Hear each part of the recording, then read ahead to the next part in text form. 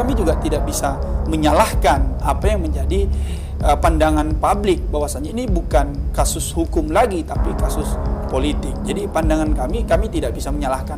Bahkan kami lebih cenderung, misalkan saya lebih cenderung juga menyampaikan ya bisa saja begitu, dugaan kuatnya seperti itu. Ini bukan kasus hukum murni tapi kasus politik seperti itu.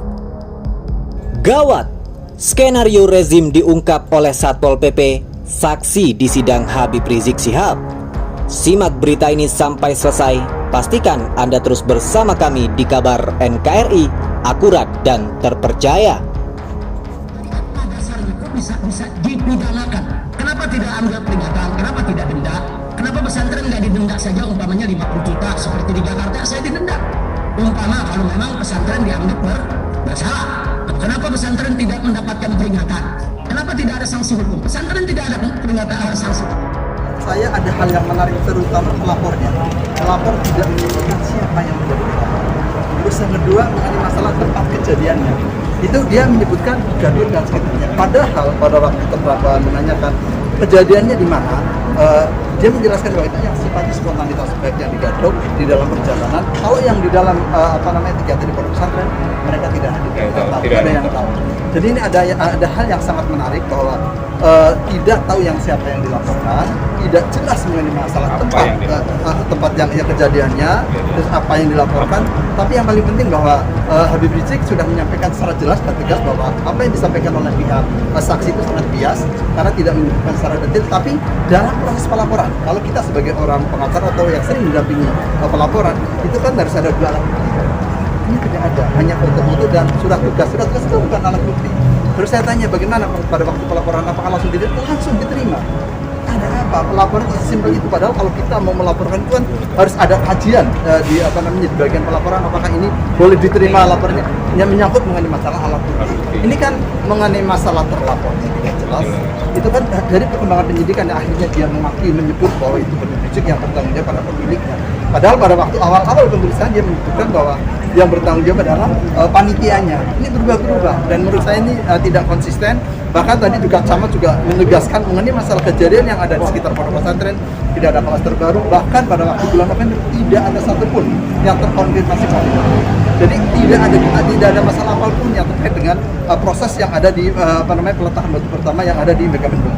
Jadi ini bersifat mengada-ngada dan dipaksakan, dan menurut saya apa yang telah saya sampaikan berkali-kali ini adalah perkara yang sangat dipolitisasi. Begini, itu kan sangat spontanitas dan itu di luar kemampuan dari pesantren oleh panitia kalau memang itu ada panitia. Tapi tadi disampaikan tidak ada panitia siapapun. Dan kalau di dalam pasal yang terkait dengan Megamendung ada penghalangan angkutan. Itu semua saksi mata tidak ada penghalangan oleh pihak panitia maupun oleh pihak pesantren ke petugas. Jadi ini kalau penghalangan juga menurut saya itu sudah gugur dengan sendirinya. Tapi nanti kami lihat proses perkembangan persidangannya.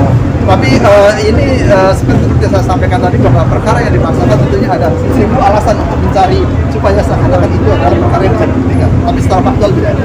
Ada beberapa yang berubah, tapi yang saya tegaskan, yang saya tekankan itu konsistensi keterangan.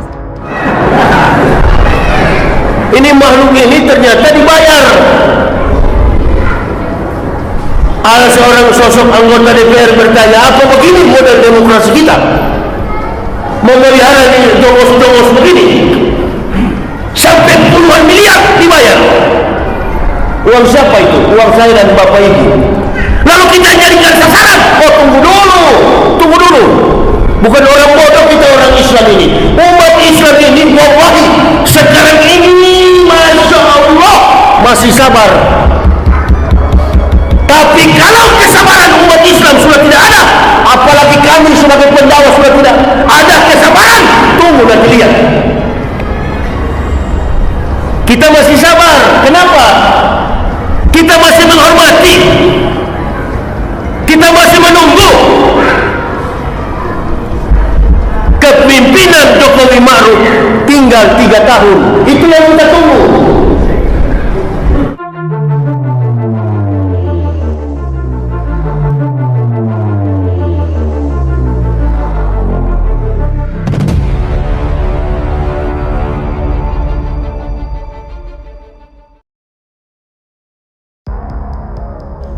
Satpol PP ungkap rapat pemidanaan Habib Rizik Syihab.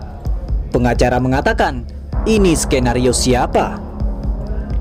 Kuasa hukum ex-pimpinan FPI Habib Rizik Syihab Aziz Yanuar mengatakan, kesaksian Kasatpol PP Kabupaten Bogor Agus Ridollah pada sidang kemarin semakin menguatkan indikasi diskriminasi hukum dalam kasus kliennya.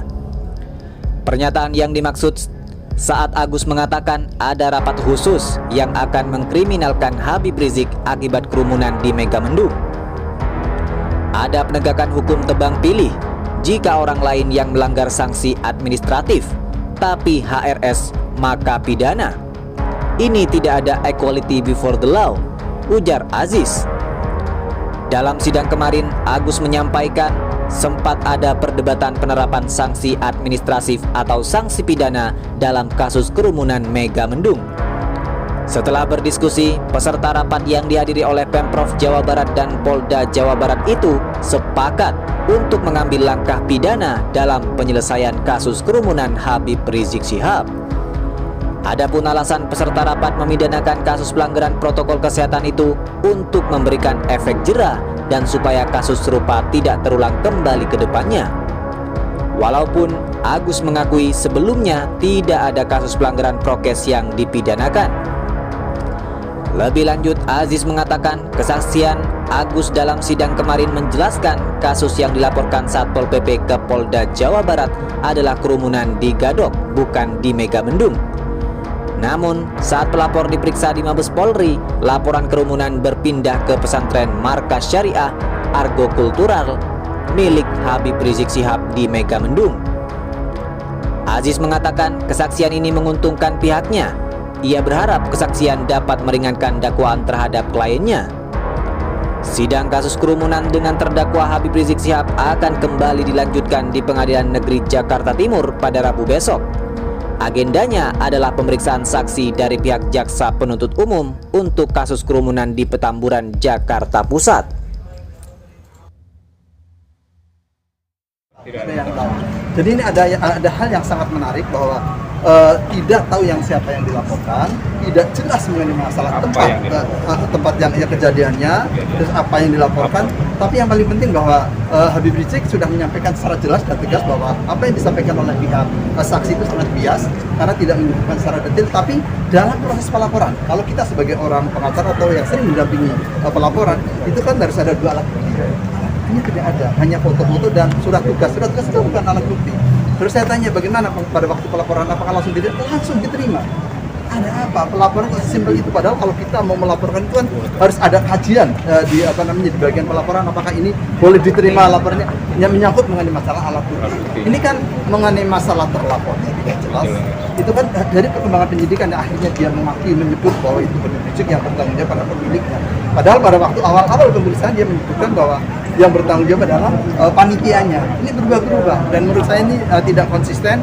Bahkan tadi juga Camat juga menegaskan mengenai masalah kejadian yang ada di sekitar pondok pesantren, tidak ada klaster baru. Bahkan pada waktu bulan November tidak ada satupun yang terkonfirmasi positif. Jadi tidak ada masalah apapun yang terkait dengan proses yang ada di peletakan batu pertama yang ada di Megamendung. Jadi ini bersifat mengada-ngada dan dipaksakan, dan menurut saya apa yang telah saya sampaikan berkali-kali bahwa ini adalah perkara yang sangat dipolitisasi. Begini, itu kan sangat spontanitas dan itu di luar kemampuan dari pemilik pesantren maupun oleh panitia kalau memang itu ada panitia. Tapi tadi disampaikan tidak ada panitia siapapun. Dan kalau di dalam pasal yang terkait dengan Megamendung ada penghalangan itu semua saksi mata tidak ada penghalangan oleh pihak panitia maupun oleh pihak pesantren ke petugas. Jadi ini kalau penghalangan juga menurut saya itu sudah gugur dengan sendirinya. Tapi nanti kami lihat proses perkembangan persidangannya. Tapi ini seperti yang saya sampaikan tadi bahwa perkara yang dipaksakan tentunya ada 1000 alasan untuk mencari supaya seakan-akan itu adalah perkara yang bisa dibuktikan. Tapi secara faktual tidak ada. Ada beberapa yang berubah, tapi yang saya tegaskan, yang saya tekankan itu konsistensi keterangan saksi.